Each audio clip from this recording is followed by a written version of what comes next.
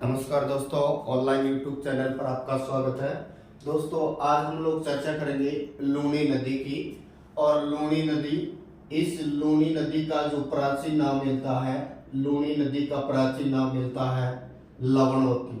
दोस्तों याद रखिएगा, जो चरमवती प्राचीन नाम मिलता है वो चंबल का मिलता है, लेकिन लूनी का प्राचीन नाम मिलता है लवणवती। इसी लूनी नदी को कालिदास ने लूनी नदी को क्या नाम दिया? तो अंतः सलीला। याद रखिएगा, कालिदास ने लूनी नदी को क्या नाम दिया? अंतः सलीला। इसी लूनी नदी को कहा जाता है आदि खारी, आदि मीठी। आदि खारी, आदि मीठी नदी के तौर पर इस लूनी नदी को जाना जाता है। इसे ही बोलते हैं मरुस्थल की गंगा, मरुस्थल की गंगा, मरुस्थल की स्वर्ण गंगा। तो मरुस्थल की गंगा, मरुस्थल की स्वर्ण गंगा के तौर पर लूनी नदी को जाना जाता है।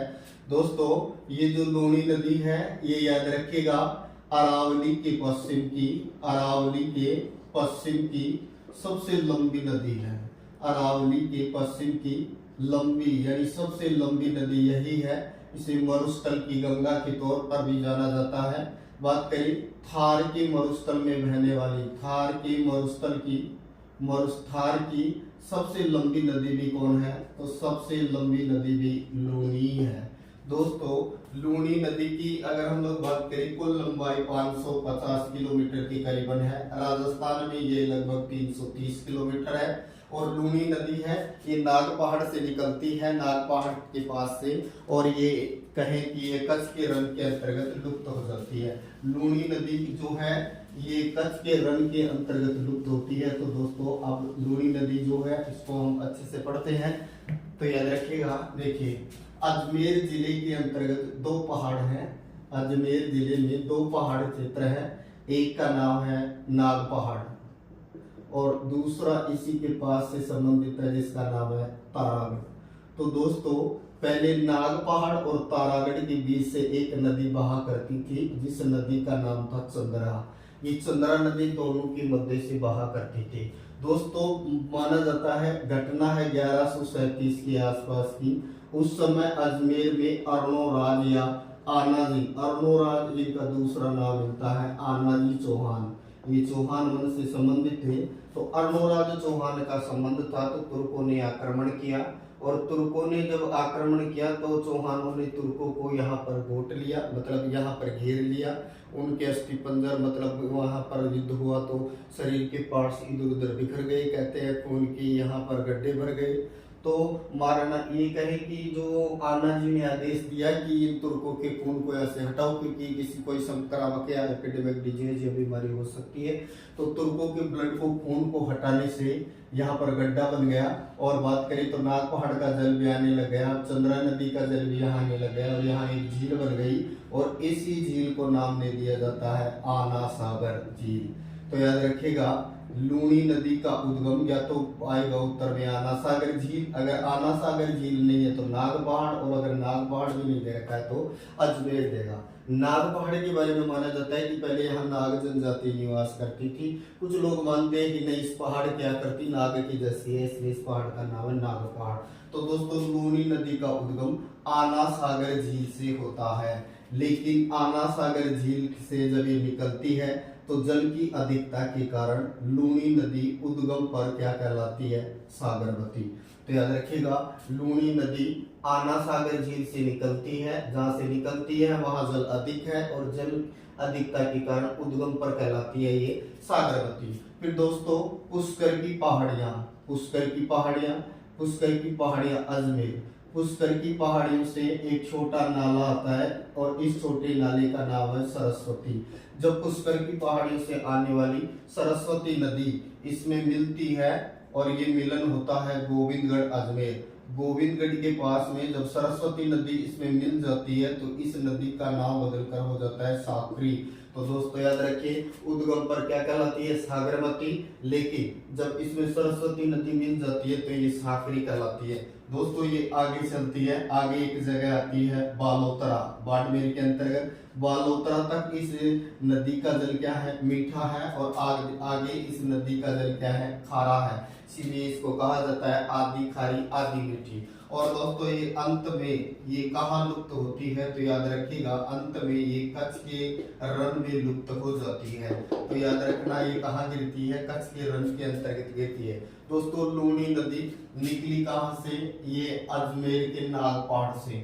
अजमेर से निकलने के बाद में ये नागौर से फिर ये पाली से फिर ये बात करें तो जोधपुर के अलावा ये बाड़मेर, और बाड़मेर के अलावा ये झालोर जिलों के अंतर्गत बहती है। तो बात करें 6 जिलों में बहती है, 1 2 3 4 5 और 6। दोस्तों इनको शॉर्ट याद रख सकते हैं। अन्ना की प्याली झोझरा की बाढ़ में लूण से भरी यानी लूनी की बात कर रहा है। तो 6 जिलों में बहती है। राजस्थान की 3 नदियां हैं, चंबल, बनास व लूनी, जो 6 जिलों के अंतर्गत बहती है। तो अजमेर से नागौर से पाली से जोधपुर से बाड़मेर से फिर झालोर, और झालोर से कच्छ के रण के अंतर्गत लुप्त हो जाती है। दोस्तों लूनी की जितनी भी सहायक नदियां हैं, इन सभी सहायक नदियों का मिलन बाई से होता है, लेकिन अपवाद स्वरूप एक नदी याद रखिएगा, वो नदी है झोझरी नदी जो है ये इसमें दाई से मिलती है, बाकी सारी नदियों का मिलन बाई से होता है। झोझरी अपवाद है। झोझरी एकमात्र ऐसी सहायक नदी है जो अरावली से नहीं निकलती है, याद रखिएगा, अरावली पर्वतमाला से नहीं निकलती है। ये नागौर में एक गांव है पोंडलू गांव नागौर से निकलती है ये। और बात करें तो ये दाएं से मिलती है, बाकी सारी नदियों का उद्गम अरावली की पहाड़ियों से है। और इसकी सहायक नदियां सारी की किधर से मिलेंगी, तो बाएं से मिलेंगी, बशर्ते अपवाद कौन है, तो अपवाद नदी है झोझरी।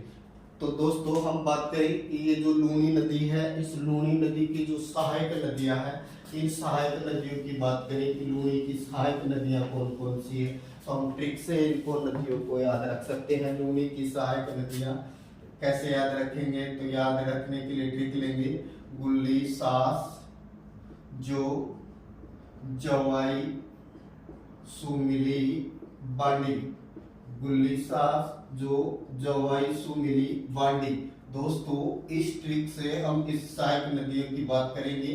तो पहली है गुइया के अलावा दूसरी है सागी के अलावा एक है सहायक के तौर पर सगाई। इसके अलावा एक इसकी सहायक नदी है झोझरी के अलावा एक महत्वपूर्ण सहायक नदी है जवाई के अलावा महत्वपूर्ण सहायक नदी है सुकड़ी के अलावा मी से बना देंगे मीठड़ी, और ली से बना देंगे लीलड़ी, और लास्ट में बन जाएगा बांडी। तो दोस्तों ये लूनी की सहायक नदियां हैं, जिनके अंतर्गत है गुइया के अलावा सागी है, सगाई है, झोझरी है, जवाई है, सुकड़ी है, मीठड़ी है, लीलड़ी है और बांडी है।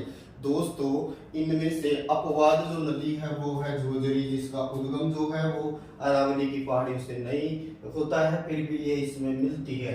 बात करें दोस्तों एक महत्वपूर्ण नदी है जवाई नदी पाली जिले में गोरिया गांव से निकलती है, फिर ये आगे चलती है सुमेरपुरा के पास पर, इस पर जवाई बांध बना है।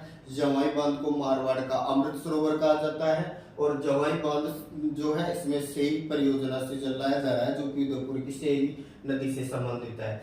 इस जवाई बांध को ही मारवाड़ का अमृत सरोवर कहा जाता है। ये पश्चिमी राजस्थान का, अरावली के पश्चिम का, या थार के मरुस्थल का, या भारत के पश्चिम का सबसे बड़े बांध के तौर पर जाना जाता है, जिसको हम याद रख सकते हैं दोस्तों कि मारवाड़ को जवाई बड़ो। तो दोस्तों ये थी लूनी व उसकी सहायक नदी लूनी नदी।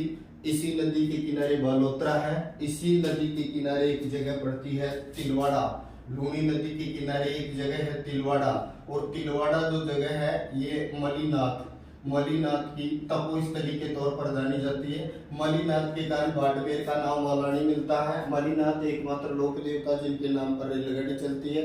मलीनाथ की तपोस्थली है तिलवाड़ा, और तिलवाड़ा जिस नदी किनारे है वो लूनी नदी है।